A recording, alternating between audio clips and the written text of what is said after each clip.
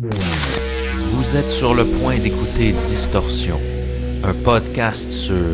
Proving that Todd was responsible for the cyber harassment would have been nearly impossible if it were not for the handful of emails their lawyers were able to link to the Zonus's IP address. Zonus denies sending the email. Des histoires étranges de l'ère numérique.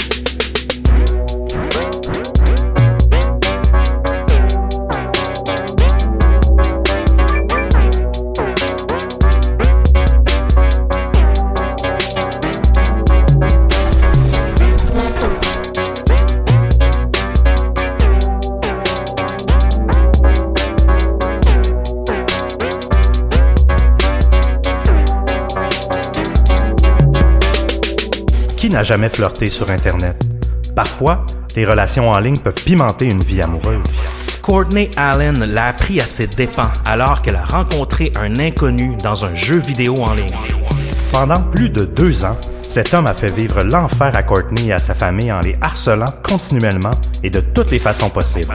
Par contre, cette femme de la région de Seattle, déterminée à faire cesser ce cauchemar, va entreprendre un combat sans merci contre son agresseur.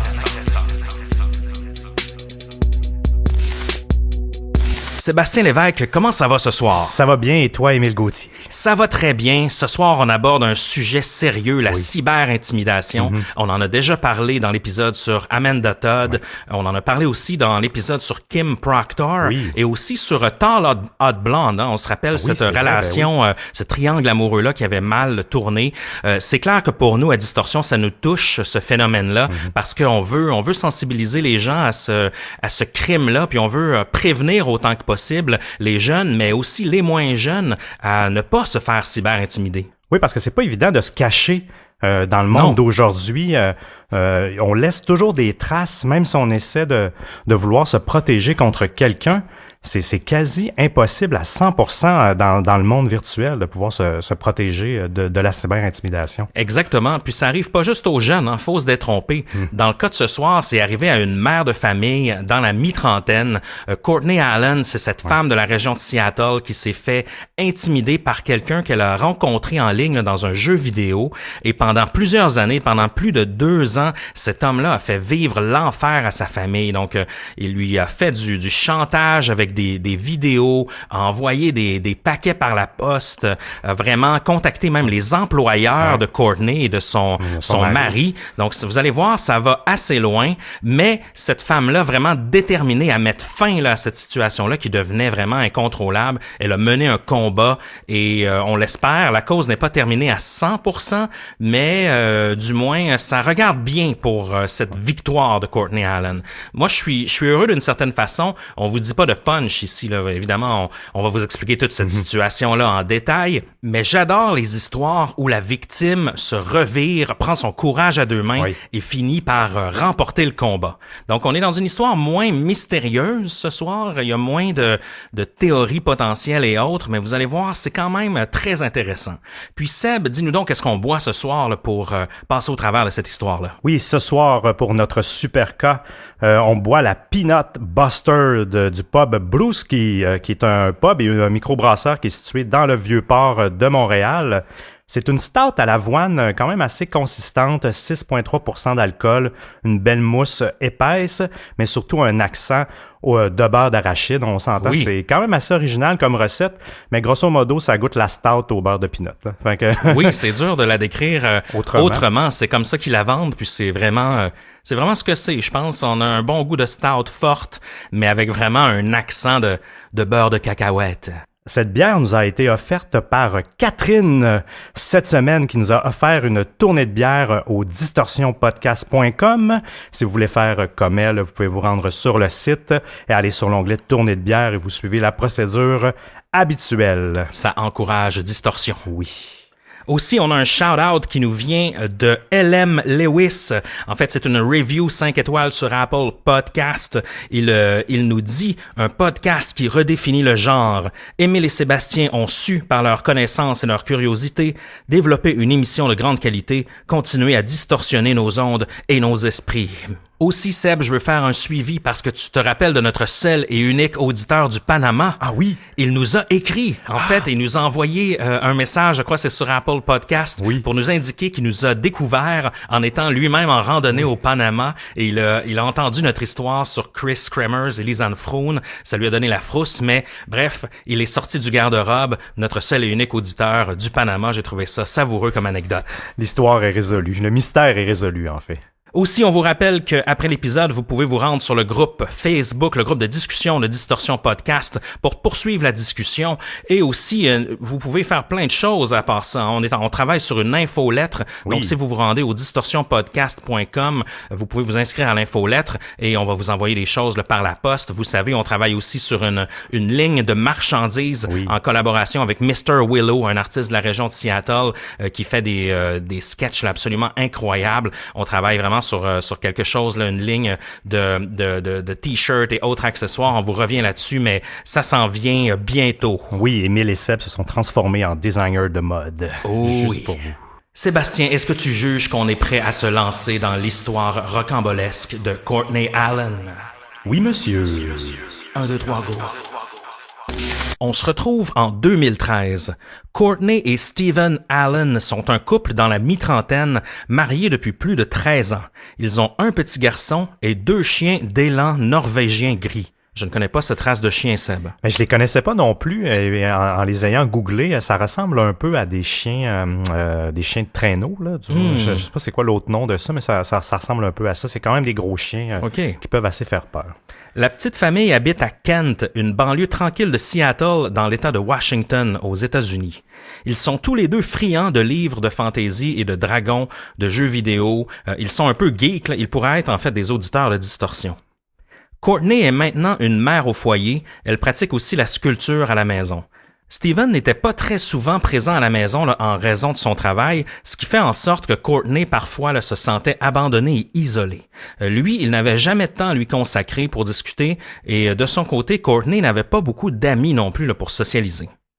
Non, elle venait de déménager en plus dans une nouvelle banlieue. Puis quand tu es un adulte, c'est vrai que c'est plus difficile de te faire mère au foyer aussi. Oui, en plus, tu n'as pas de collègues de travail à rencontrer. Donc, je peux comprendre qu'elle se sentait seule.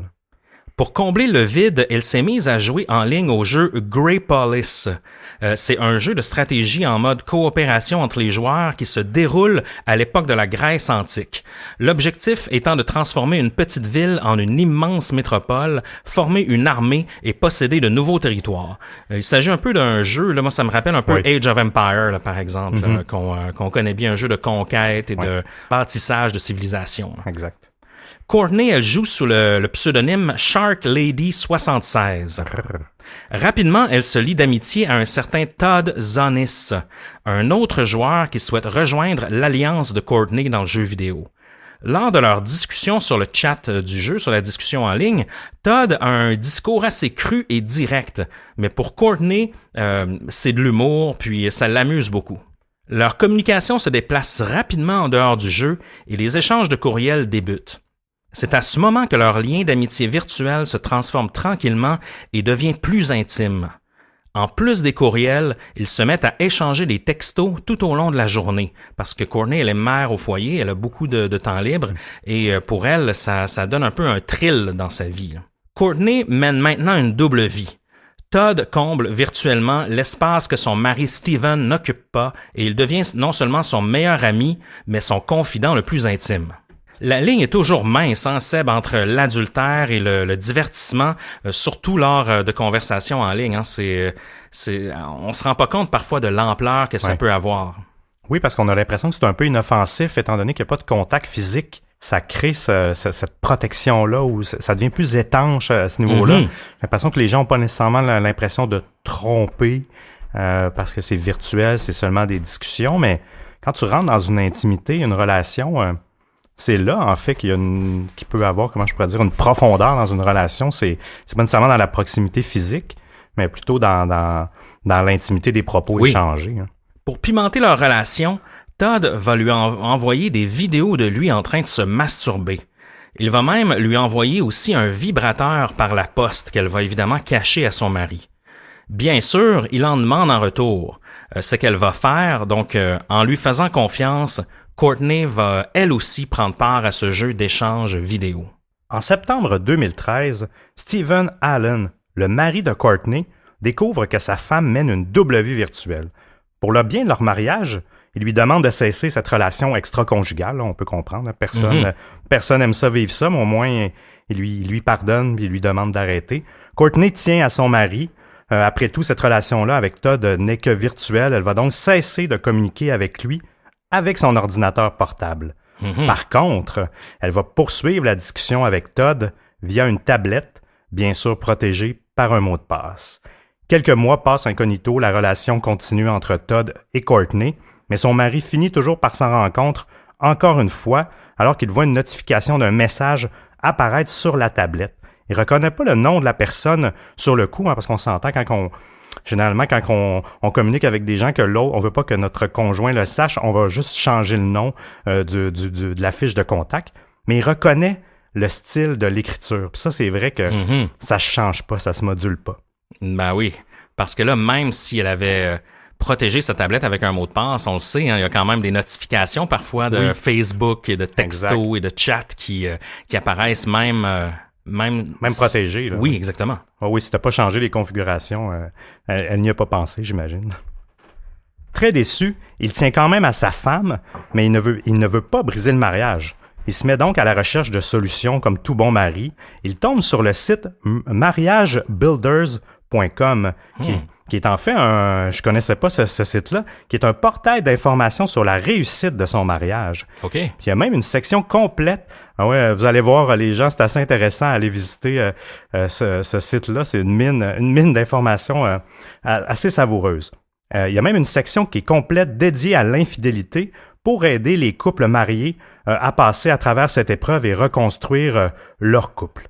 Mariage Builder, c'est même une marque de commerce. Il y a plusieurs livres qui ont été publiés autour du sujet. Le fondateur William F. Harley Jr., lui, il prône l'extrême transparence. Il est d'ailleurs un des supporters des caméras vidéo partout pour protéger la population. Ça, je dois avouer que je suis pas totalement en désaccord non plus qu'on ait beaucoup de caméras. Pas dans un contexte de Big Brother, même si c'est un peu ça. Mais c'est vrai qu'en termes de sécurité, on a tellement arrêté de gens de malfaiteurs à cause des caméras vidéo qui sont un peu partout dans les villes, les centres-villes et les édifices, que je suis pas nécessairement en désaccord avec ce point-là. Ouais, lui, il prône l'ultra-transparence en disant que si tout le monde sait que tu as une liaison extra-conjugale, ben là, les gens autour de toi vont créer une pression qui vont faire que potentiellement, toi, tu vas l'arrêter. Tu vas marcher dans le droit chemin. Oui, ben c'est le peer pressure ou une genre de honte sociale un peu là, qu'on essaie d'attribuer. Il y a un des articles sur le site qui propose une stratégie efficace pour forcer la fin d'une relation extra-conjugale qui ne veut pas se terminer. On le sait, Steven a quand même tenté à une première reprise de faire stopper la relation. Courtney avait accepté, mais finalement n'a pas respecté sa promesse. La méthode proposée par Mariage Builder est tout de même assez drastique. Il s'agit un peu comme tu disais, d'exposer la relation au grand jour, à vos proches et aux membres de votre famille, mais particulièrement aussi à l'épouse ou le mari du cocu, là, dans le fond, de l'autre conjoint. Dans ce cas-ci, c'est la femme de Todd.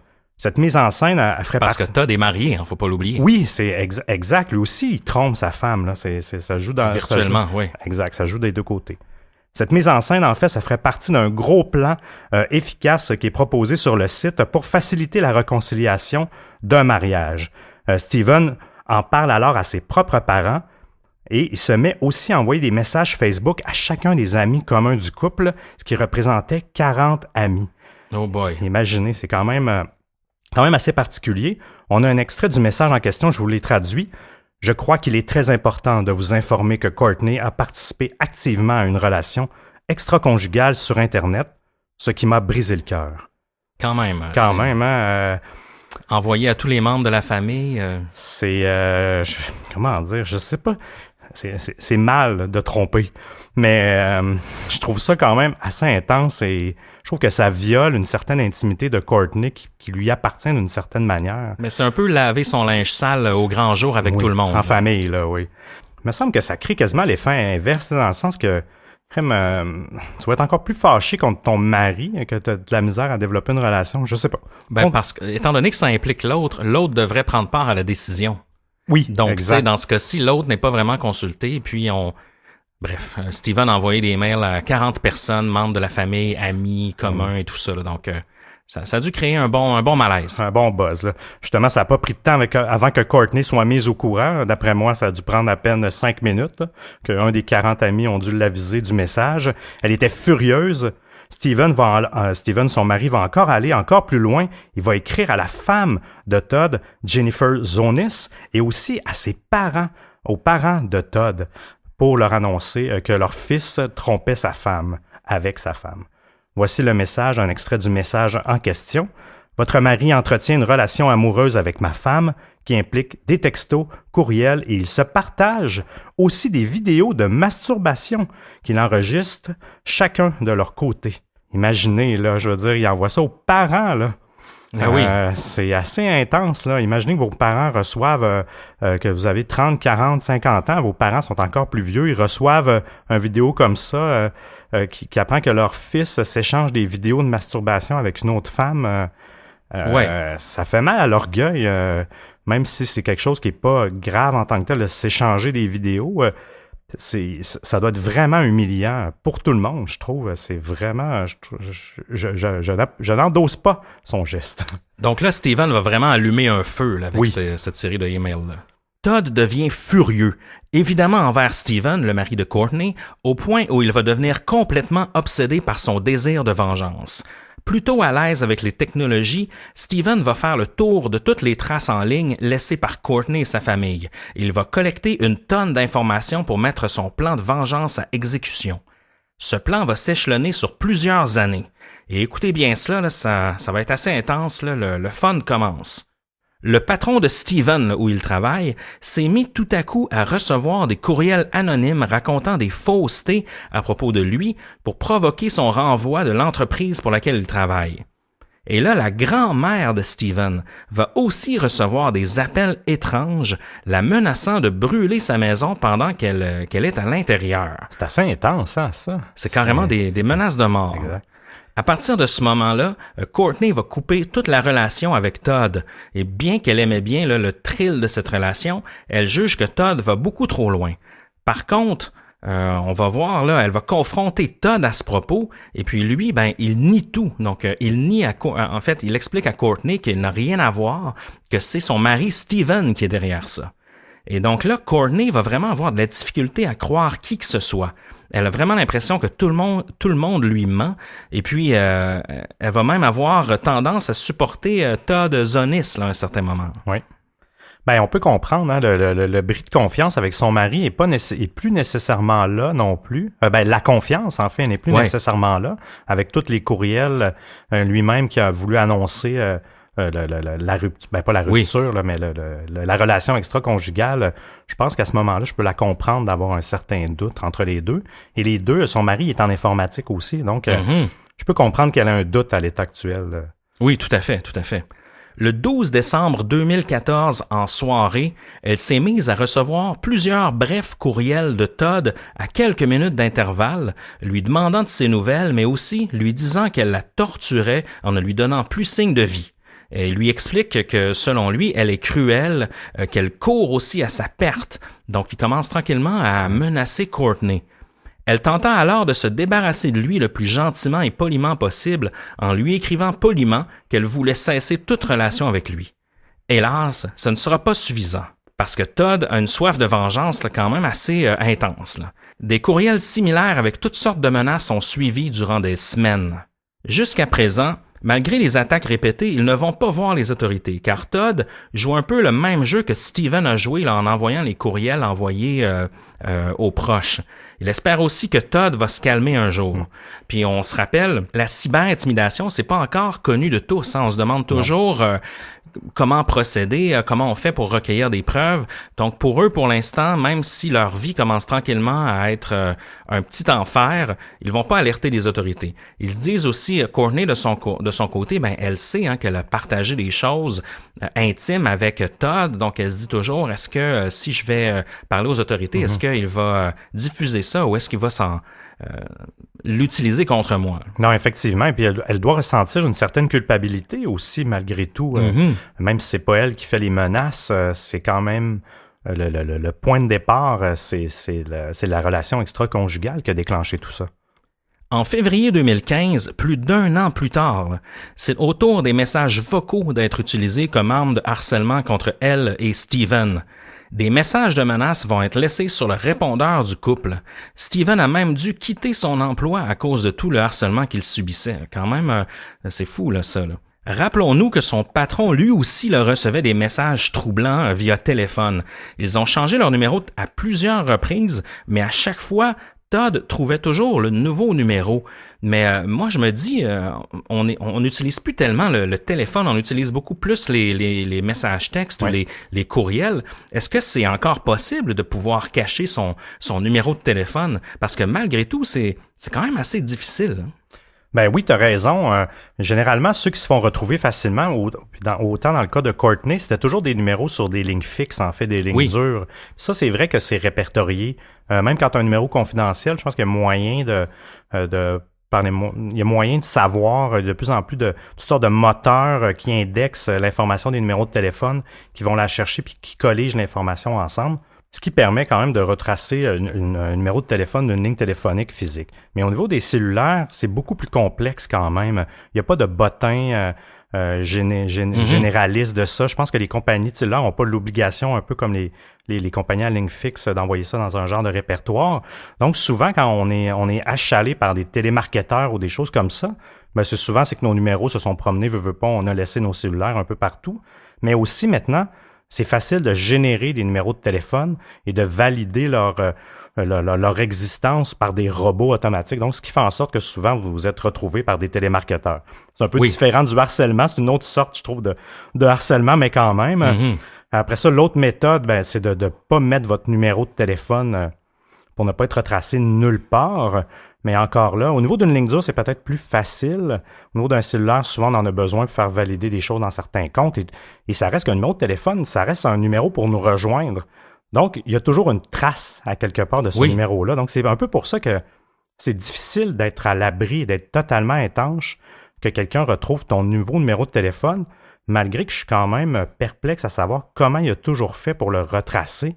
Je pense que je suis pas assez un spécialiste de hacking de numéro de téléphone pour trouver ça, là. Mais je vous dirais que c'est ça, c'est quasiment peine perdue. Si vous avez à un moment donné des troubles de harcèlement sur votre ligne téléphonique, là, déjà là, ne pas avoir de ligne dure, ça va vous aider, mais faut trouver une autre solution comme aller aux autorités parce qu'il y a presque pas de moyen d'empêcher ça, là. Parce que la plupart des comptes que tu vas te créer en ligne, par exemple Amazon ou des comptes souvent qui nécessitent un paiement PlayStation, par exemple, ils vont obligatoirement requérir un numéro de téléphone pour vous contacter, ce qui est compréhensible. Donc, est-ce que tu dois, à l'instant où quelqu'un peut hacker un de ces comptes-là, c'est là vraiment qu'il a accès à cette info-là. Est-ce que tu dois mentir à chaque fois qu'on demande ton numéro de téléphone sur un formulaire pour un de ces sites, je dirais, sérieux-là? Ben, c'est même difficile, en fait, parce que souvent, pour confirmer ton compte, il t'envoie un texto avec un code de validation pour vérifier ton identité à ce numéro-là. Donc, t'as pas vraiment le choix de mettre ton bon numéro si tu veux avoir accès à la plateforme, par exemple. Un matin en particulier, Courtney a reçu plus de 200 messages textes dans le même matin, oui. Et ensuite, Todd lui a envoyé une vidéo assez particulière lui disant qu'il s'ennuie d'elle et qu'il tient à elle. Et on a un extrait audio pour vous. I don't know why you hate me so much. Seriously, I've never been more serious about anything in my life. I mean, I just want to know how you are. I want to know what you're feeling, what you're thinking, what you're doing. I truly care. I mean, I don't know how I hurt you. I never meant to. Ben, c'est un message un peu désespéré, en fait, comme un message pas de dernier recours. Là, Il joue la game. Il fait vraiment comme si c'était pas lui là jusqu'au bout. Là. Il nie complètement. Oui, ben c'est ça qui est drôle. Hein. On dirait qu'il pense que ça annule les 200 textos qu'il vient d'envoyer quelques heures avant en pensant tout innocemment que le vidéo va comme pardonner ça. Je trouve ça, encore là, c'est un peu, disons, naïf comme procédé. Par la suite, l'obsession de Todd va prendre une autre tournure encore plus terrifiante et inquiétante que les dernières actions qu'il a fait. En avril 2015, la famille Allens reçoivent par la poste un paquet contenant beaucoup de marijuana. Lorsqu'ils rapportent le paquet à la police, les autorités expliquent qu'ils ont reçu des plaintes anonymes comme quoi ils couperaient de la marijuana avec du butane dans le but de la vente dans les cours d'école du secteur de la région. Peu de temps après, plusieurs des vidéos de masturbation que Courtney lui avait envoyées par le passé se retrouvent sur des sites pornographiques comme YouPorn, entre autres. Courtney, qui s'était retrouvé depuis quelque temps un travail dans un cabinet de dentiste, parce qu'il y a eu quand même plusieurs semaines entre-temps, puis je pense que ça faisait partie de son propre cheminement pour être plus heureuse, de se trouver un travail et de sortir de la maison. Puis son enfant était plus vieux, donc il pouvait aller à l'école. Donc ça lui a permis quand même de, disons, avoir une vie sociale plus remplie. Elle commençait à recevoir des appels dans le cabinet de dentiste et même la personne, Todd, en fait, laissait des messages à la réceptionniste. Puis assez vulgaire quelquefois, à un tel point qu'il y avait tellement de messages que la réceptionniste s'est mise à garder un journal, à tout noter, tous les appels et les messages qu'elle recevait pour Courtney. Comme je vous disais, les messages étaient vraiment pas glorieux. Elle s'était même créé, parce qu'elle voulait quand même stopper le tout, elle s'était créé un numéro de téléphone sous Google Voice. Google Voice, c'est le service de Google de téléphonie IP. Au Canada, ou peut-être en France, je ne sais pas, mais au Canada, je ne sais pas si c'est aussi facile qu'aux États-Unis, mais aux États-Unis, c'est facile, entre guillemets, de se créer un numéro de téléphone avec ça plutôt anonyme et de faire des appels. Donc, elle a utilisé ça pour garder une certaine anonymat. Elle a contacté Todd. Elle lui a demandé d'arrêter en lui disant « Si je te parle une dernière fois, est-ce que tu vas arrêter tout le harcèlement? » Au contraire, ça a continué sur ce nouveau numéro de téléphone-là et elle s'est mise à recevoir des douzaines de messages vocaux sous forme de menaces. Oh mon Dieu. Donc, il n'y a rien qui a arrêté du tout. Todd va laisser un message à Courtney lui indiquant qu'il a mis un détective privé sur son cas et qu'il a accès à tous leurs rapports fiscaux, les rapports d'impôts. Todd lui envoie même des messages indiquant où sa voiture de marque Jetta se trouvait. La famille commençait vraiment à s'inquiéter de leur sécurité. Là. Il y a comme quelqu'un qui les espionne, là, carrément. Oui, ben il a mis un détective privé sur leur cas. Donc, fou, vraiment, Todd est prêt à payer pour poursuivre son harcèlement. C'est pas gratuit, là. C'est assez particulier. Du même coup, Todd envoie plusieurs liens, des vidéos et des photos prises à partir des captures d'écran des différents films que Courtney lui a envoyés. Il l'envoie aux amis de Courtney et même à ses collègues de travail et à son patron via un faux compte Facebook, entre autres, au nom de Steven, son mari. Et la photo de profil du compte Facebook, c'était Courtney qui était nue. Imaginez. En plus de ça, il a envoyé plein de courriels qui provenaient de toutes sortes d'adresses différentes, de comptes Google+, etc. Il était très créatif dans l'utilisation de faux comptes pour bombarder les collègues et les amis de Courtney avec des vidéos. C'est les vidéos qu'il a mis sur YouPorn. Là. Oui. Il envoie les liens à ces gens-là avec des photos. Ça doit tellement être humiliant. Mettez-vous à la place de Courtney. Ça n'a pas de sens. Cette intimité-là, on ne veut pas la partager avec personne, généralement, à part son conjoint.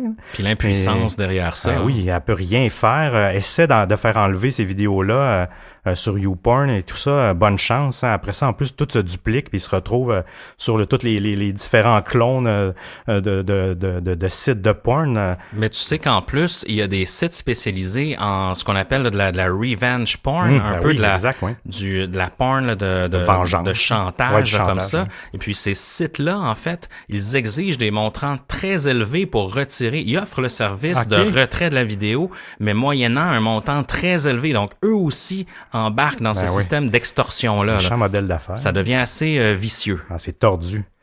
À l'été 2015, le couple va se rendre compte que des demandes de cartes de crédit ont été effectuées à leur nom et que leurs cartes existantes ont été utilisées frauduleusement. C'est assez loin dans la cueillette d'informations. D'après moi, Todd, son détective privé, a dû creuser plus que juste aller prendre des photos des personnes. Parce que pour avoir ces informations-là, c'est pas n'importe qui peut trouver le numéro de carte de crédit. Tout ça, c'est un travail quand même assez particulier. Rendu à ce stade-là, on ne sait même plus quel est le but de l'agresseur parce que c'est vrai qu'il y a tellement d'attaques, il fait des fraudes, il envoie de la marijuana par la poste. C'est quoi l'objectif pour la faire chanter? C'est juste des menaces. Il y a comme rien au bout de la menace. C'est sûr que si elle reviendrait, je sais pas s'il arrête. Il veut-tu qu'elle laisse son mari? Mais tu sais, je veux dire, lui, il y a une femme. Ben oui, il y a une femme, puis jamais... On sait pas c'est quoi le but derrière. Non, je pense qu'il y a un feu qui est allumé en dedans de lui, puis il n'y a rien qui l'éteint du tout, là. Juste, tu sais, on dirait que l'objectif, c'est vraiment de juste empoisonner sa vie et celle de sa famille. Là. Il y a aucun... Puis il faut du temps pour tout faire ça, puis toute l'énergie, imaginez... toute la perte de temps, c'est incroyable, là, c'est zéro constructif, là. C'est à ce moment-là que le couple décida d'aller voir les autorités en parlant qu'ils sont victimes de cyberharcèlement de la part d'un homme vivant en Arizona, qui est Todd. Malheureusement, ceux-ci leur disent qu'ils ne peuvent rien faire, malgré qu'ils leur avouent n'avoir jamais vu un cas aussi grave de cyberharcèlement et de harcèlement. Pourquoi ils ne peuvent rien faire? Parce qu'ils sont en fait, parce que la personne, l'accusé est situé en Arizona et les lois ne sont pas adaptées pour ce genre de crime. C'est particulier parce que de mon côté, j'ai regardé la loi en Arizona, regardant tout ce qui est les cybercrimes, puis la cyberintimidation. Puis il y a en fait une loi qui est quand même assez sévère, qui a été révisée en 2013, ouais. Donc avant le cas de Courtney, et c'est vraiment une loi sur le cyberharcèlement où vraiment on peut se retrouver avec 9 mois de prison et même des frais une amende, oui, une amende de 150 000 $. Donc, c'est quand même, tu sais, on s'entend, le cyberharcèlement, c'est pas à ne prendre à la légère. J'imagine que il y a certains degrés dans cette sentence-là, mais pour un crime de base, ça semble être couvert par la loi. Mais ce qui semble complexe, en fait, je pense pas que ce soit le fait que ce sont pas nécessairement les lois de l'Arizona, mais j'ai l'impression que le fait que la victime soit dans l'État de Washington dans un autre État, ouais. Et que l'agresseur soit dans l'État de l'Arizona, je crois que c'est ça qui complique vraiment les choses au niveau de la paperasse et de l'administration des services de police. Là. Oui, ça doit pas se parler dans le sens que tout ça doit pas nécessairement... Ouais, tu tombes dans la juridiction de l'autre, ça se passe la balle, il y a des délais, c'est très long. Ça doit être assez compliqué, effectivement. 3 jours plus tard, 2 détectives cognent à leur porte.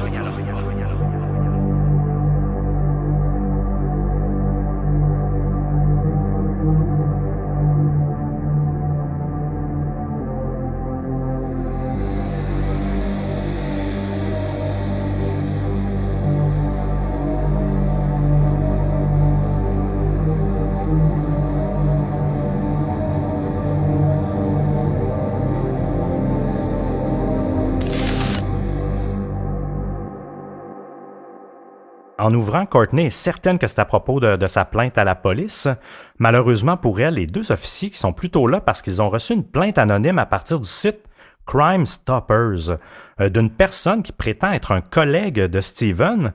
Il était noté que dans la plainte, sa femme voulait le laisser depuis plusieurs mois, mais qu'il avait un plan pour l'empêcher. En fait, comme si son collègue de travail, que Steven parlait de ça au travail, qu'il avait un plan pour l'empêcher de la laisser. Il ajoutait même que Steven avait plusieurs bleus sur le corps et que pour en ajouter, on dit que la famille possédait une grosse collection d'armes à feu et 2 gros chiens. Après avoir questionné Courtney, les détectives sont repartis. Ils n'ont pas jugé la situation inquiétante par rapport à la plainte. Elle n'a pas été retenue. Un autre 3 jours plus tard, dans la même semaine, encore une fois, il y a 2 autres détectives qui se pointent à la porte de la famille Allen. Une autre plainte anonyme a été déposée toujours via le même site. On n'a pas ça ici, hein, un genre de site comme ça, Crime Stopper, ou je connais pas ça. Hein, je veux dire, au Québec, je pense que sur le site de la police ou de la SQ, on peut faire des trucs, mais ça a l'air d'être un truc générique quasiment pour qui couvre les États-Unis. Je connaissais pas ça. Dans la seconde plainte, il y aurait eu un incident entre Steven et son fils de 4 ans dans un parc. Selon la plainte, il y aurait eu un mauvais traitement envers son enfant. Il l'aurait frappé dans le dos, sur les jambes, sur la tête, mais jamais au visage. Tout ça parce que supposément l'enfant criait. Steven aurait même traité sa femme de pute devant l'enfant, aurait réprimandé sa femme. Le plaignant rapporte qu'il était inquiet pour la sécurité de l'enfant car la femme se faisait aussi, selon lui, violenter. Par contre, la détective, après qu'elle a interrogé le fils sur place et la mère, il n'y avait aucun bleu sur personne. L'enfant était très, très bien. Elle trouvait que l'enfant était proche de sa mère. Elle ne voyait pas de conflit entre l'enfant et sa mère. Ça, généralement, il disait que quand un enfant se fait battre, ça se sent rapidement quand le parent est là avec une autre autorité. Et la détective a vu qu'il n'y avait pas d'inquiétude à avoir. encore une fois, la plainte a été fermée. Imaginez tout le stress que ça doit avoir. Il y a des détectives qui cognent chez toi, c'est pas évident. Courtney explique, par contre, elle en profite, elle explique aux détectives la situation d'harcèlement qu'elle subissait en pensant bien que, je veux dire, en même pas 6 jours d'intervalle, 2 plaintes qu'elle a reçues. Là, elle s'est dit que ça venait sûrement de son harceleur. Ça, c'était vraiment la goutte de trop, on peut la comprendre. Surtout en plus, la veille, elle avait reçu un courriel à partir d'une adresse qu'elle n'utilisait que pour le spam. T'sais, on sait souvent, les gens se créent des comptes Hotmail juste pour gérer les newsletters et tout ça, pour pas noyer leur boîte de courriel. Ce courriel-là, personne là. Elle reçoit un courriel encore de son intimidateur. Puis là, elle lui répond mais comment t'as fait pour avoir cette adresse-là? Lui, il lui répond, écoutez ça, il lui répond justement avec le numéro d'identification de son véhicule et il lui dit justement que sa Jetta est en face de chez elle aujourd'hui, au moment même. Donc, elle s'est mis à capoter. Là. Il y a quelqu'un qui l'observe. Là. Puis en plus, un numéro d'identification du véhicule, une autre information qui n'est pas si simple que ça à obtenir. Là. C'est assez troublant. Je présume que peut-être via le bureau des véhicules, en payant une somme, quand même, il a dû devoir payer pour avoir ça. Tu sais, quand on achète une voiture, on peut faire une genre d'enquête. Peut-être qu'il aurait réussi à trouver assez d'infos pour se rendre jusque-là, puis qu'il a payé le frais pour... mais bref, c'est quand même assez fou là, qu'il se rende jusque-là. La famille Allen, à partir de ce moment-là, se rend au bureau du FBI. Donc, il faut faire avancer les choses. Ouais. Et puis, finalement, un agent est attitré au dossier. Durant sa déposition, Courtney ne se souvenait même plus de son numéro de téléphone actuel, tellement elle avait changé de foi au cours des dernières années. Le couple explique qu'ils ont du mal à dormir, qu'ils ne savent pas jusqu'où la situation peut se rendre, leur santé physique et mentale est compromise, bref, ils ont besoin d'aide. Et en même temps, les menaces de mort s'amplifient. Donc, il y a des messages là, que Todd envoie à la famille ou à Courtney lui disant que « You and Steven are garbage and he's gonna die ». Donc, des menaces de mort envers Steven. Todd va même se rendre très loin dans ses tactiques de harcèlement. Il va envoyer par la poste, encore une fois, une mise en garde à 15 de leurs voisins pour leur expliquer qu'un abuseur d'enfants vit dans leur voisinage. Les lettres provenaient, encore une fois, de l'Arizona. Donc, Todd se dévoile tranquillement. Mais on se rend compte que vraiment, d'en envoyer des messages physiques aux voisins, c'est loin. Là. Il est motivé. Hein? Le FBI, à ce moment-là, va les conseiller de bien s'équiper pour se protéger, donc en faisant référence à s'acheter une arme. Un des courriels, qui est intitulé « Better for you if you just die », déclencha chez Courtney le goût de se suicider même. Là. Elle se disait que si elle était morte, eh bien, tout ça arrêterait.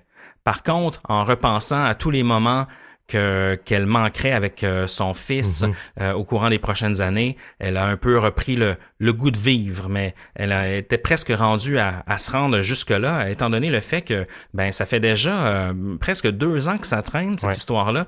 Les autorités peuvent rien faire, puis le harceleur, lui, n'arrête jamais. Ah, ça doit être tellement lourd. Je la comprends que ça lui est passé par la tête, cette idée-là. C'est incroyable. Finalement, en juin 2015, il décide de poursuivre Todd. Et drôle de coïncidence, alors qu'ils assistent à une conférence là, à Seattle, ils découvrent une firme d'avocats pro bono, donc qui font des travaux un peu communautaires, là, qui peuvent travailler gratuitement ou pour très peu. Et eux se spécialisent dans les cas de cyberattaques. Ce groupe-là, on l'appelle le Cyber Civil Rights Legal Projects. Les avocats étaient sceptiques au départ. Ils avaient même l'impression là, que le couple se manipulait l'un l'autre. Là. Donc, que Courtney mentait à Steven et que Steven mentait à Courtney. Il voulait dès le départ s'assurer que ce n'était pas Steven le maître derrière ce jeu. La préparation du dossier par la firme engagée par le couple travailla 2 ans sur le dossier pour monter l'ensemble de la preuve. Et là, on parle de plus de 1000 dossiers, 1083 preuves qui ont été apportées à la cour pour monter ce dossier-là. Les avocats ont envoyé des subpénats à chaque fois qu'ils trouvaient une nouvelle fausse adresse. Donc, c'est quand même du travail. Parce qu'on le sait, Todd a créé énormément de fausses adresses, là, des adresses aussi loufoques les unes que les autres, là, des adresses ridicules, autant sur Gmail que sur d'autres d'autres services. Et eux, à chaque fois qu'ils en trouvaient une, eh bien, ils envoyaient un subpoena. Et c'est en cherchant ces adresses qu'ils ont tombé sur 2 adresses qui ont pu facilement être retracées vers la maison de Zonis et aussi vers un hôtel où il aurait séjourné. Ouais. Donc, on se rappelle, pour retrouver les criminels, il faut souvent retourner à l'époque où ils faisaient des erreurs, où ils étaient pas bons. C'est souvent ça, parce que dans ce cas-ci, en fait, l'agresseur, au départ, il pensait peut-être pas que ça allait se rendre aussi loin. Donc, il a commencé à faire des initiatives avec des adresses qui étaient peut-être moins protégées. Et par la suite, quand c'est devenu plus intense, ben là, il pouvait utiliser, par exemple, Tor, le fameux navigateur anonyme, pour faire ses opérations puis créer ses adresses. Mais au départ, sachant que ça allait peut-être pas se rendre en cours, tout ça, ben il a sans doute fait quelques fausses notes là, dans sa planification. Oui, il en a fait beaucoup au départ, mais même au travers de ces tentatives d'harcèlement encryptées. Par la fois, il était tellement émotif qu'il envoyait des fois sans protéger son adresse IP. Donc, il se faisait coincer malgré tout au fil du temps. Même si c'était pas, même s'il savait qu'elle allait être dévoilée, je te dis, l'émotion embarquait trop et on dirait qu'il pensait plus à se protéger du tout. Exactement. Par la suite, Todd utilisait toujours des sites, là, entre autres soviétiques, là, pour router ses courriels, là, pour changer l'adresse puis rediriger ses messages. La famille Allen a de plus trouvé une quantité incroyable de profils Facebook, Twitter et Google créés à leur insu, dont une page Facebook créée pour leur fils. Incroyable.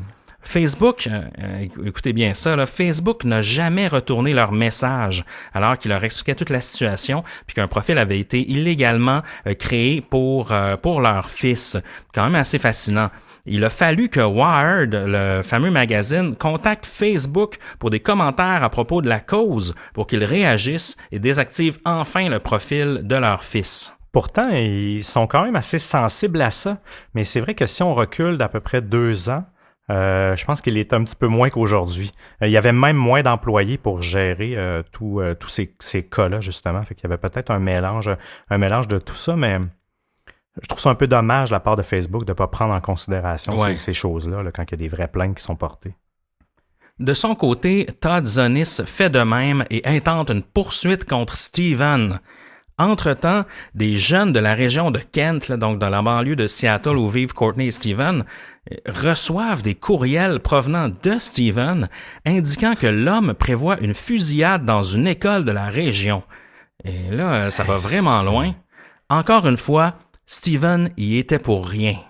En janvier 2017, le procès commence enfin après les 2 ans de travail. Todd, finalement, se représente lui-même. D'après moi, il a tout dépensé son argent en détective privé. La famille Allen commence quand même par offrir à Todd d'abandonner leur cause s'il cesse de les embêter, ce qui est quand même respectable de leur part. Oui, c'est quand même assez indulgent. Ben oui, après tout ça, là. Todd Zonis refuse, donc le cas va aller en procès. La poursuite, en fait, les 5 chefs d'accusation à laquelle Todd est accusé, c'est usurpation d'identité électronique, violation de la vie privée, infliction intentionnelle de détresse émotionnelle. Ouais, là, c'est une traduction libre de distorsion. C'est intentional infliction of emotional distress. Mais la traduction, ça doit pas être le vrai terme légal, mais ça ressemble à ça. Exact. Négligence criminelle et aussi, bien sûr, diffamation. Parce qu'il faut pas oublier que Todd a usurpé l'identité du couple pour se créer des cartes de crédit. Donc, oui, c'est quand même un chef d'accusation important dans tout ça, là. Vraiment. Comme on vous disait, la Cour a déposé 1083 preuves en exhibit. Il fallait bien qu'ils prouvent que c'était bien Todd qui envoyait les courriels. C'est quand même pas évident. Ils ont analysé les adresses IP, comme on vous expliquait. Au départ, ça a été quand même assez facile. C'était les adresses IP AOL et ça menait directement à la maison de Todd. Une fois que la preuve a été déposée, tous ces arguments-là ont été déposés, là, la preuve des comptes Facebook, Google+, Twitter, tout ça a été amené en cours, même au niveau de la voix sur les répondeurs. Il y avait toutes ces étapes-là aussi à valider, savoir que c'était vraiment la voix de Todd et non peut-être une usurpation où Steven aurait utilisé parce qu'au début, même le cabinet d'avocats pour s'assurer que c'était pas Steven qui faisait les messages vocaux à la place de Todd. Ils ont utilisé des logiciels pour vraiment s'assurer que c'était pas une voix modifiée ou amplifiée. Et c'était vraiment la voix de Todd et c'était pas la voix de Steven. Donc, toutes ces preuves-là ont été déposées en cours. Lorsque Todd a été interrogé, lui, il a toujours nié. Il dit que c'est pas lui qui a envoyé les courriels. Il se défend en disant que c'est un moron avec les ordinateurs, un moron qui est pas très, très habile, qui a de la difficulté même à envoyer un courriel. Ça, là-dessus, on peut en douter. Là, je veux dire, durant la relation extra-conjugale, quand tout allait bien, entre guillemets, avec Courtney, il en envoyait des courriels et des textos. Oui. Il jouait à des jeux en ligne, des jeux de coop, de stratégie. Je trouve qu'il faut quand même un minimum de compétences informatiques, donc je trouve que sa défense laisse à désirer. Ces affirmations seront dures à prouver puisque aucune métadonnée n'est présente sur les photos, même sur beaucoup de courriels aussi. Il affirme qu'il a tout archivé ses courriels sur un CD, mais que sa femme l'a jeté par mégarde. Ouais, on se rend compte que Todd, se défendant lui-même, il était pas tout à fait prêt là, à ce procès-là, je crois. Lui, évidemment, il joue la carte de je nie tout, c'est votre parole contre la mienne. Ouais. De toute façon, Steven, c'est quelqu'un de bien éduqué. À cette époque-là, je crois qu'il travaillait à l'université de Washington. Oui, rendu là, ouais. Donc, vraiment, il rejette toute la faute sur Steven comme s'il aurait orchestré tout ça. Mais quel est le but, quel est le mobile de Steven d'orchestrer tout ça? Je lisais justement une citation dans un article que j'ai lu de l'avocat, puis il disait c'est comme si Steven allait voler sa propre maison avec un masque de son visage. C'est très bon. Avec un masque de son propre visage. C'est une bonne analogie. Parce qu'il n'y a rien à gagner là-dedans, Steven. Je veux dire, il a même pardonné à Courtney. Là. Il veut pas du mal à sa femme, là, même s'il est triste que tout ça soit arrivé. Donc, lui, Todd, va jouer la carte de je nie tout. De toute façon, vous pouvez pas prouver d'où viennent les courriels. C'est Steven qui a tout écrit. Mais on se rend compte que bien, Steven, oui, en a envoyé des courriels, mais ces courriels ont des métadonnées dessus. On peut savoir où est-ce qu'ils ont été créés, quand et tout ça, qui l'a modifié la dernière fois. Oui, c'est pas caché. Non, c'est ça, c'est pas caché. Et lui ne s'en cache pas. Tandis que, tiens, mystérieusement, les courriels, les photos, les trucs envoyés par Todd n'ont plus de métadonnées. Et tiens, un gros hasard, ma femme a jeté le CD avec les courriels que j'avais archivés. Donc, quel hasard. Donc, bravo. Un autre point que justement Todd amenait en ligne puis qui a été refusé par le juge, il disait qu'il a perdu l'héritage de ses parents parce que Steven, justement, avait dévoilé la relation extra-conjugale. Puis ça avait vraiment frustré ses parents. Il dit qu'il perd une somme de 2,1 millions de dollars plus sa maison d'enfance qu'il aurait perdue. Mais le juge a refusé ça dans ça. Mais c'est vrai qu'il aurait perdu ça, mais je veux dire, que veux-tu? C'est un peu de sa faute. Ben oui, à la base, si t'as pas de relation extra-conjugale, personne ne s'en fait. Donc, après toutes les procédures, le jury l'ont déclaré coupable pour 3 chefs d'accusation, violation de la vie privée, infliction intentionnelle de détresse et la diffamation. Donc, d'après moi, ils n'ont pas dû tout être capables de prouver à 100%, là, comme pour l'usurpation d'identité ou des choses comme ça, selon moi. Là. Ouais. Mais tout de même, le juge l'a condamné, écoutez bien ça, à verser une somme de 8,9 millions de dollars en compensation. Mais on s'entend dans ces procès-là, quand tu es condamné à verser des sommes si grosses que ça pour un individu qui est pas riche, tu n'auras jamais d'argent. Là. Puis ils peuvent pas, je pense qu'il faut que tu fasses faillite ou ils peuvent pas. Je sais que des fois, il y a moyen de prendre entente, mais je veux dire, qui dans une vie peut payer à quelqu'un 8,9 millions de dollars? Non, c'est ça. Donc, ces jugements-là, je me demande jusqu'à quel point, une fois que c'est déclaré, comment tu fais pour le faire gouverner? C'est trop des grosses sommes. Je suis méconnaissant par rapport à ce processus-là parce que c'est incroyable. Ça serait curieux de voir si un kidam qui a été accusé à verser une somme astronomique comme ça a déjà payé une somme astronomique comme ça.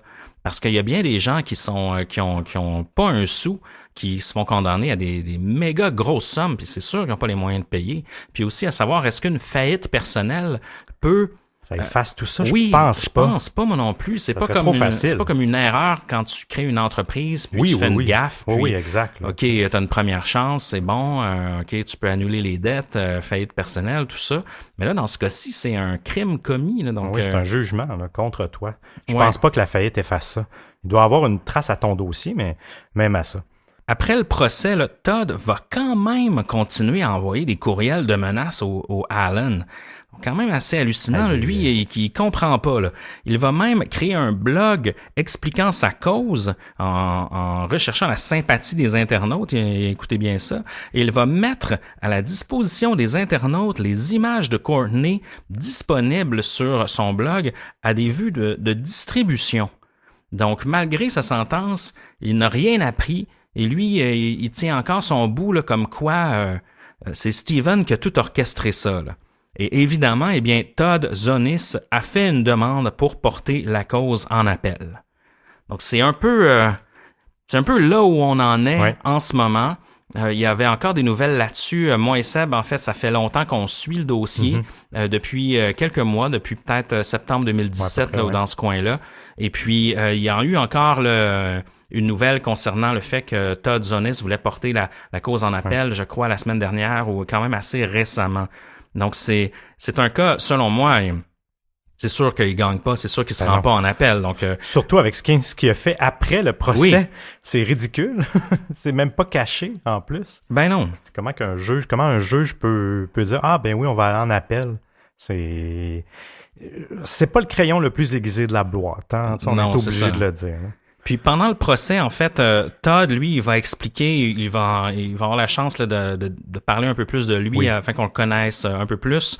C'est un ingénieur audio, donc très bien éduqué, là, qui vit en Arizona avec sa femme Jennifer. Donc un ingénieur audio, ça m'étonnerait que ça ait des problèmes à envoyer des courriels. Il explique, lui, dans sa version à lui, là, parce que en fait, il y a une version, lui aussi, Todd. Il explique qu'il a rencontré Courtney effectivement sur des forums liés au jeu Grepolis et que Courtney est rapidement devenue amie non seulement avec lui, mais avec sa femme Jennifer aussi. Et puis que, selon sa version des faits, Courtney semblait craindre son mari et il avait même peur qu'il abuse d'elle ou qu'il la blesse.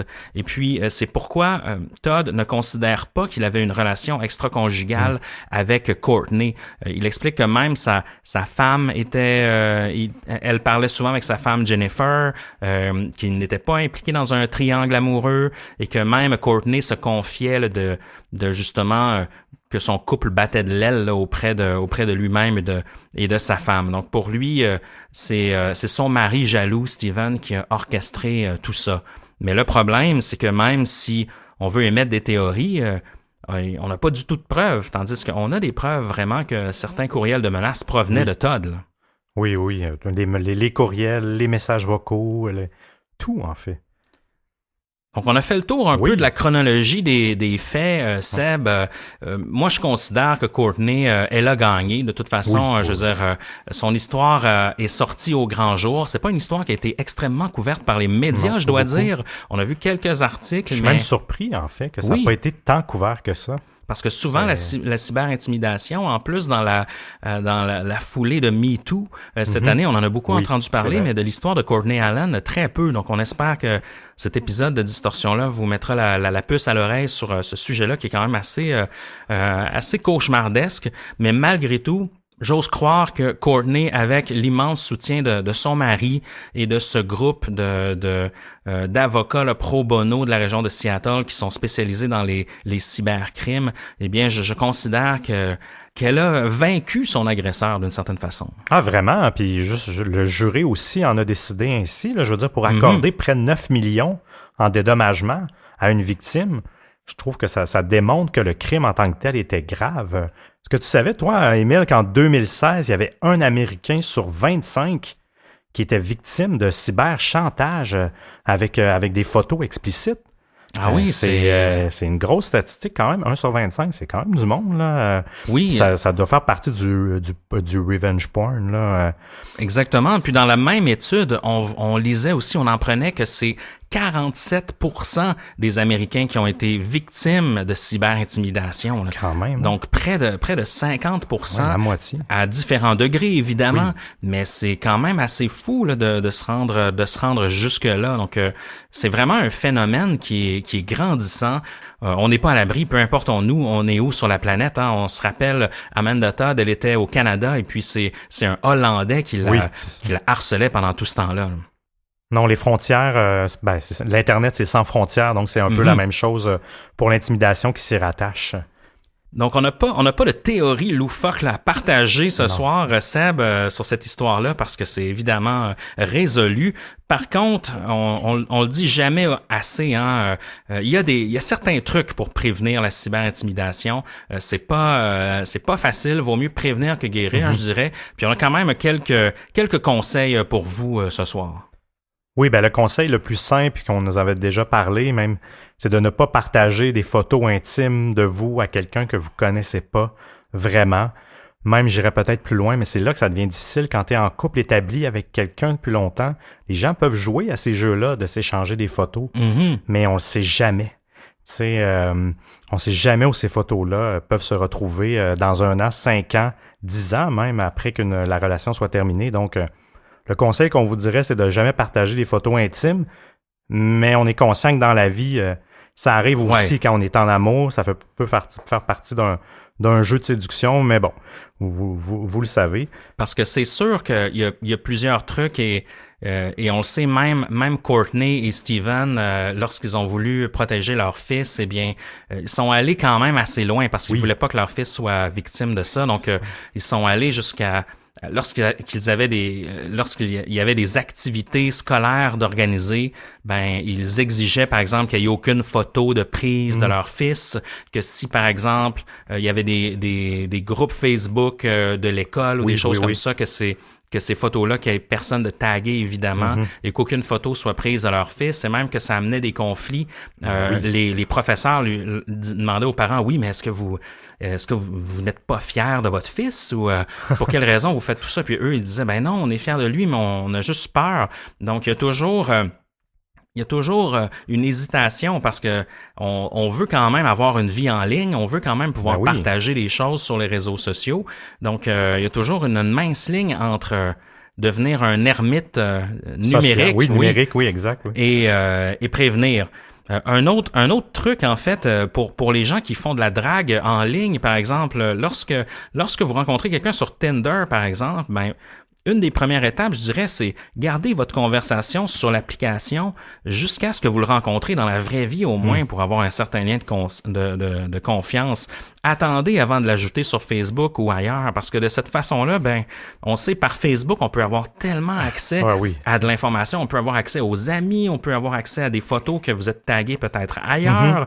Donc, essayez tant que vous le rencontrez pas, tant que vous n'avez pas un lien de confiance là avec la personne que vous rencontrez sur l'application, gardez ça à l'intérieur même de l'application. Pour mettre une bémol à ce que tu dis, parce que c'est vrai que l'idéal, c'est de toujours de rester dans la conversation, dans le contexte de Tinder ou Appen ou peu importe l'application Grindr. Souvent, c'est que ces applications-là de messagerie, elles fonctionnent mal. Puis souvent, je parle par expérience. Oui, par expérience, exactement. Mais souvent, on passe pas à l'étape de Facebook, parce que ça, c'est vrai que je trouve ça très intime, mais il y a toujours le texto qui vient en premier. Puis c'est vrai que ça aussi, ça ouvre une porte. Parce que maintenant, les gens, quand ils se croisent sur des applications comme ça, si tu as un numéro de téléphone, tu peux googler le numéro de téléphone. Et encore là, ça donne beaucoup de traces sur la personne. Donc, essayez quand même si la messagerie va pas bien, essayez de rester là pour justement pas vous faire avoir et de transférer du côté texto. Aussi, si vous êtes vraiment victime, allez voir la police quand même assez rapidement, de pas trop attendre, de pas vous sentir coupable. Les autorités sont quand même de plus en plus habilitées et habituées à gérer ça. C'est plus un phénomène nouveau en tant que tel, c'est un phénomène en explosion, donc ils vont vous prendre au sérieux, inquiétez-vous pas pour ça. Essayez aussi de conserver des traces, des preuves, des captures d'écran, tout ce que c'est plate quand on est rendu là. Même quand c'est pas glorieux, là. Oui, exactement, ça c'est effectivement, mais oui, il faut essayer de monter un dossier qui est quand même assez solide, parce que un peu comme on l'a vu, c'est dur et c'est long à prouver approuver tout ça à cause de tous les outils numériques qui peuvent camoufler tout ça. Là. Puis souvent, les autorités n'en feront pas un grand cas tant que vous n'avez pas des preuves à amener. Donc, il y a quand même une part là, de travail qu'on doit faire de notre côté. Là. Aussi, évidemment, on le dira jamais assez les réseaux sociaux, le plus privé possible. Je sais que parfois c'est contraignant, mais Instagram privé, attendez vraiment d'avoir des requêtes et de pouvoir autant que possible voir les profils, même s'il n'y a pas beaucoup d'infos sur Instagram. Facebook aussi, n'hésitez pas à être le plus privé possible. Oui. Il y a toujours Facebook, c'est tellement une porte d'entrée incroyable vers l'invasion de la vie privée. J'en reviens pas, mais il y a quand même des façons, en fait, si vous allez dans vos configurations de profil sur Facebook, il y a des façons là, d'indiquer que les tags, en fait, que lorsque vous êtes tagué sur des photos ou autre chose, eh bien que ça n'apparaisse qu'à vous seulement. Oui. Donc ça fait en sorte que quelqu'un qui va fouiller chez vos amis ne pourra pas voir de photos de vous. Bon, peut-être qu'il va pouvoir en voir, mais vous ne serez pas clairement identifié dessus. Ça, c'est quand même important parce qu'on se rend compte... parfois sur Facebook, on va mettre notre profil privé et tout ça, mais il y a des petites choses comme ça qu'on va oublier qui vont quand même permettre de nous retracer. Là. Oui, il y a des petits glitches. C'est sur le profil d'un ami, justement, où ce que tu es tagué. Des fois, dans les confidentialités, c'est toujours pas évident. Des fois, on autorise l'ami d'amis de montrer. Oui. Il y a pas d'anonymat parfait sur Facebook, malgré tout, là, même si on peut très, très bien protéger son compte. Mais déjà là, de faire ce que tu dis, aller jouer dans les paramètres de sécurité, puis remarquer Aller bien, faire un tour là-dedans. Oui, là, ouais. ça vaut la peine. Puis il les modifie quand même assez régulièrement. Puis je dois dire que c'est quand même clair. Ils ont fait un bel effort. Pas juste avec les derniers cas qui s'est passé là. Depuis un certain temps, ils font quand même un effort pour donner des outils clairs pour bien comprendre ce que tu laisses comme trace sur Facebook, ce qui est visible ou non. Mais l'essentiel, c'est vraiment, en fait, c'est toujours possible de changer un mot de passe si vous faites hacker votre compte. C'est jamais agréable là, de faire hacker son compte. Moi, ça m'est déjà arrivé, mais faut changer nos mots de passe et tout ça. Mais c'est vraiment je dirais la matière première de ça, c'est qu'il ne faut donner aucun matériel à quiconque qui puisse nous faire du chantage, en fait. Donc, je reviens sur ton premier point, Seb. Évitez autant que possible, à moins que vous connaissiez vraiment la personne intimement, là, puis que vous avez envie de lui partager une petite photo kinky ou un petit peu plus intime. Mais sinon, essayez d'éviter ça. Là. Même si vous êtes en live stream ou vous êtes sur une stories Instagram, ou je parle pour vos enfants aussi ou vos ados, là, pas tous pour vous personnellement. Là.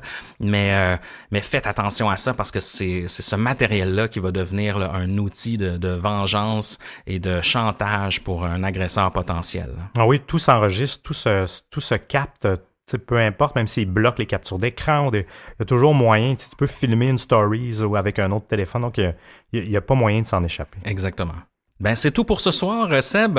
C'était très agréable de revenir sur ce cas-là. Et puis, eh bien, on a plein d'autres histoires qui s'en viennent là on est à mi-saison, donc il reste quelques surprises pour vous. Si vous voulez discuter avec nous, vous pouvez nous rejoindre partout. On est sur Instagram Distorsion Podcast, Twitter Distorsion Pod, Facebook Distorsion Podcast, et n'oubliez pas notre groupe de discussion sur Facebook de Distorsion Podcast. Et bien sûr, le distorsionpodcast.com pour la tournée de bière, pour nos extraits musicaux aussi. Vous pouvez télécharger gratuitement la musique thème de Distorsion, le remix qu'on a fait avec DJ Noil et l'instrumental du remix aussi. Donc, vous n'avez pas de raison là, de ne pas nous rejoindre. Et Seb, as-tu un mot de la fin pour nous ce soir? Si votre couple bat de l'aile, évitez les pièges des univers virtuels. En plus, ça rime.